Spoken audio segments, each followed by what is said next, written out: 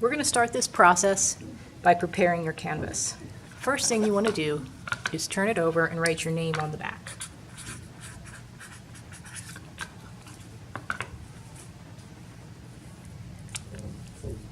Then before we do our painting here, we're going to do a beginning base layer on the canvas. If you paint directly on this canvas, a lot of times what is going to happen is you'll see little white dots through your painting. And the white dots are just the color of the canvas that comes through. So to avoid that speckled kind of look, we'll just put a base coat on the background of the canvas before we begin. So you're going to first think about what colors you want to use and create the color on your palette. So I'm going to take these two and mix up a little darker orange over here and then a lighter one over here, because I'm going to have it change from one to the other. Usually on the background we add water to the paint. We don't usually add water to the paint on the other areas so much, but in the background we're going to do that.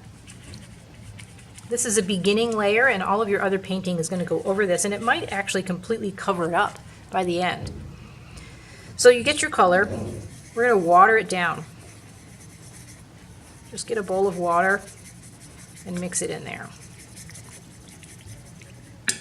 And then you can go ahead and lay it in. So I'm going to start with this lighter color here at the top. And obviously the more water you have, the lighter the color will be. So if you want to add a little, if you want it to darken up a little, you can do that. Or I'm sorry, not necessarily dark, but the more translucent it will be. And I'd like this to get darker as it goes, so I'm going to add some more red to that color and start on the other end a little darker. The way that you lay in this base is going to show once it dries. So if you use just smooth brush strokes back and forth, that's what you're going to see. But if you texturize it a little bit, you'll see that. So I'm going to go ahead and lay this in smooth so you can see that background. And then if I decide I want to texturize it, I'm going to show you what that looks like. So we'll go in here and I'm going to play around with the background a little bit.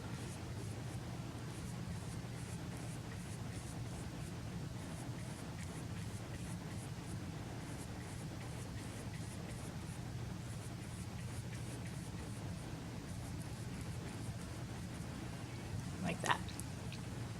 Once you've got that, you need to let it dry. So I'm going to set this one aside. This is a dry one, completely dry. And from this point, we can begin your painting. I recommend once you get this dry background, you get a good drawing of what you want to paint on paper. And then we can transfer the drawing right onto this board here, and then you can paint on top of the surface that you have here. This allows you to do all kinds of different painting techniques, sgraffito, glazing, broken color, and it also prevents those little white dots that show up from behind your canvas.